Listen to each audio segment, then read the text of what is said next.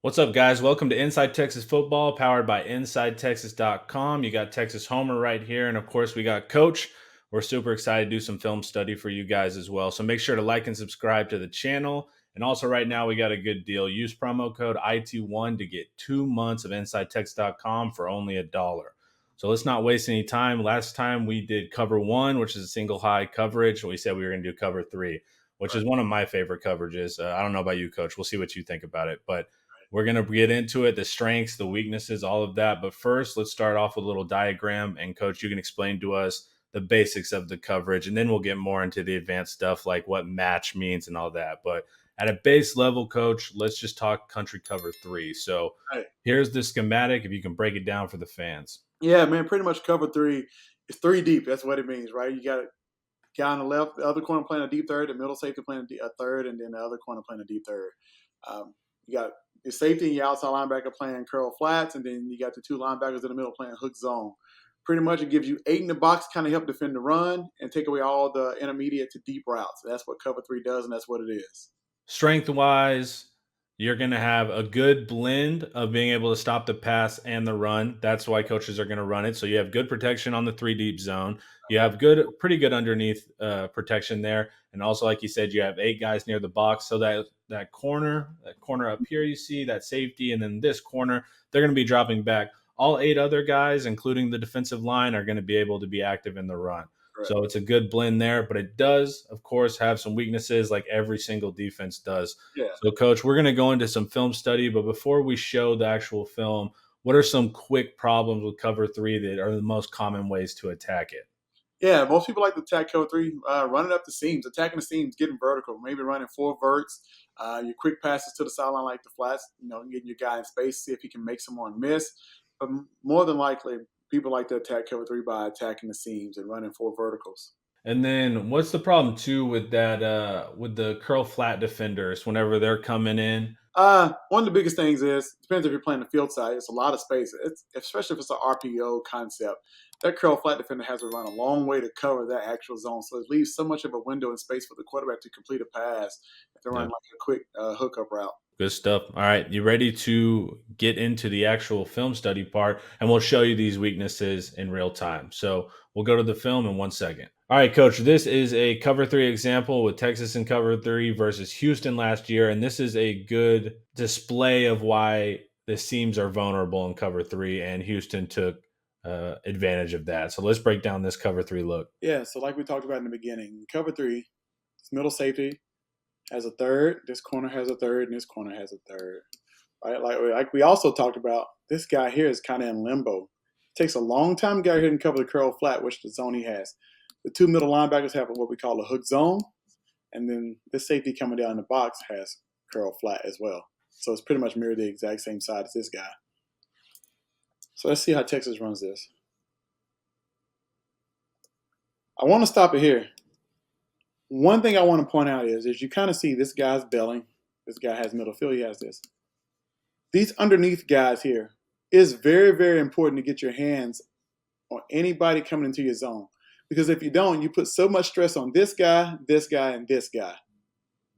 Imagine somebody coming at you full speed and you have no idea where he's going, right? So underneath guys, please, please, please put your hands on the guy. Don't give a free release, because when you do give a free release, you put so much stress on these guys. They don't know who to cover because they're getting attacked vertically. And their zone principle is saying, hey, I have to take him or I have to take him, right? So let's take a look at it and see what happens. But you see the receivers are pressing vertical, as we talked about. This guy doesn't get his hands on anybody. This guy's now playing the curl flat that he's supposed to have. He's playing more of a hook zone, which is what these guys are playing.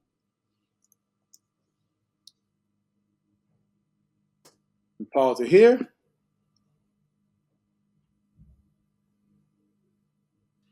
This corner takes what we call a flag or a seven route coming off because there's a deep switch versus staying with the guy attacking the seam. The safety here is in the middle of the field because his eyes are on the quarterback, not looking to see who's possibly coming into their zone. Yep. Pretty much what we call fine work, right? If somebody's not coming straight to you, fine work, scan the field. Look at the quarterback and scan the field. Try to get a feel for what kind of patterns and routes they're running. He doesn't do that. He stays in the middle of the field. This guy takes, like I said, this corner takes the flag or the 7, leaving this guy open here for a skinny post touchdown.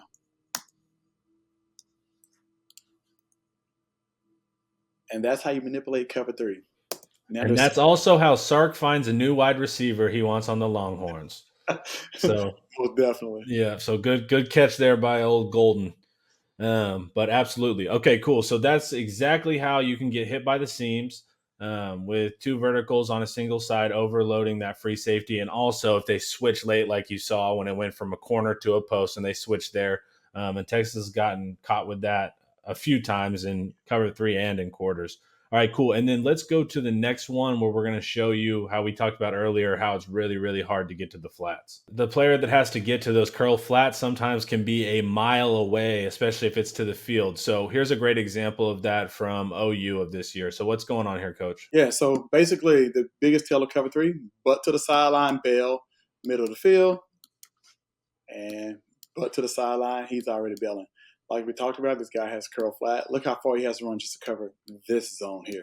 Like, that's a long way to go, right? And in this play particular, he also has run responsibilities, right? Because he's pretty much a contained player out here. OU has an RPO concept, so, he's frozen by the run or fake run, so he doesn't even move when the ball is snapped because he thinks it's a run at first, as I'll show and demonstrate. We got hook zone here, and curl flat to this side, right? There's the fake of the runs. As you see, the guy is pretty much frozen at this point, leaving a lot of opportunity and space for this guy to receiver to operate. I also want to point out this. This safety does a good job getting his hands and jamming this guy. As you see, now this corner has to only focus on this one receiver right here versus 2 guys threatening his zone right away. So great job there by Jerrin Thompson. I want to point that out. As we see, they have a comeback or a hitch route down here on the end at the bottom of the screen in the field side. Normally where this guy would be here to help, 2 versus 1. Now it's 1 versus 1, right? And there's a lot of space like we talked about to operate. He's not there to make the tackle. Corner misses the tackle, but he's there to help. He got there late. But if he was there at the beginning versus having to run so far, probably would have converged, got in the pass lane, batted the ball down, or able to make the tackle right away or for an incomplete pass. Who knows? But yeah, that's what ended up happening on that play. Absolutely. So the 2 main weaknesses that we know of are going to be your seams, putting pressure, horizontal pressure on that middle safety, and then also anything super quick to the flats. So whenever you guys see cover 3, think seams and quick to the flats. But also the scheme is adapted. No one really just runs what we call a country cover 3, where everyone's just kind of spot dropping. The game's evolved because teams know how to exploit cover 3. There's a style of defense called pattern match, and it's going to be pattern match cover 3. So basically a normal country cover 3, wherever he's dropping to a spot, can now convert into a man defense if certain routes are ran by the receivers to avoid these weaknesses. So we're going to look at that next. All right, so this is Kansas State, and we are talking about match coverage. So originally we were saying in cover 3 that the middle safety and the 2 corners will just drop back no matter what. They always have their deep third. Well, that's not always the case in modern football. The rules have kind of changed. So can you explain to them what match coverage is and what you'll see more often than just pure spot dropping? Yeah, and talk about match, you can kind of tell what Texas is trying to give the look that they're playing man up top here, right? But cover 3 matches that this guy's got this guy. Cover 3 turns into man. So if the guy presses vertical past 10 yards, that becomes your guy. You stick him just like his man coverage. And as we'll show in the clip here, corners do bail like in normal cover 3 where he has a third, he has a third.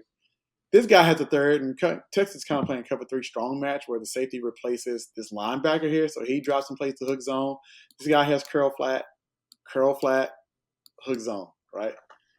So that's what we kind of call cover 3 strong when the safety comes down and replaces the linebacker, and they have pretty much their rules pretty much switch. But they give off a look like they're playing man, even though this guy's going to what we call press, bail. He's going to turn and run and not get beat deep pretty much, but he's going to also hook up and play man versus this guy. So let's take a look at it. We see right before he starts to bail up top, everybody's getting to the zone. Let me stop it there. You said this guy has hook curl, but he's matching this guy because that's his guy. He has curl flat. He has this guy hook zone. He's dropping, any threat. He's coming down the middle. As you see, they replaced each other. He got this third, and a third. Pause it here. Now, at this point, they've already pressed you vertical. We always tell, or every coach tells DBs and people, don't cover grass. And what cover grass is means just keep running forever, right? Don't cover grass. The man's not there. Don't keep going. Like, pretty much. Don't cover grass because you're going to leave everybody wide open. What ends up happening is up top, Ryan Watts, number 6 here, actually doesn't cover grass. He covers the man and guards him. Down here at the bottom of the screen, Gavin Holmes is covering grass, leaving the space. This guy has this guy. He's supposed to have him. But he's covering grass, continue to back up for some reason. And the deep safety always wants to stay deeper than everybody. So he's in a good spot. Like I talked about in any zone coverage, if you don't get to the quarterback, those windows become wide open pretty much. Leaves this quarterback open to make a pass for a first down right across the middle of the field. Cover 3 is you're supposed to match the guy once he gets so far down the field and threaten you vertically and attach to your man. But if you don't, you see what can happen. And so anytime there's this magical break point, coaches will decide different things, right? It could be past the linebackers now it's manned up, or it could be at 10 yards he's manned up. But that's the difference, is that we don't just want Gavin Holmes continuing just to drift backwards. And that's why you'll see fans get kind of frustrated by spot droppy stuff. And most of the time you are going to see a match coverage. All right, Coach, that was awesome. Thank you for breaking that stuff down. Then we're going to go into 2 high coverages. So we'll start with cover 2, and then we'll work to cover 4 after that. I'm really looking forward to it. And then, of course, we got to do our house cleaning duties. So please like and subscribe to the video. And then also always use promo code IT1 to get 2 months of InsideTexas.com for only $1. Appreciate you guys watching. I hope you learned something. Coach, we appreciate you teaching us. And everyone have a great day.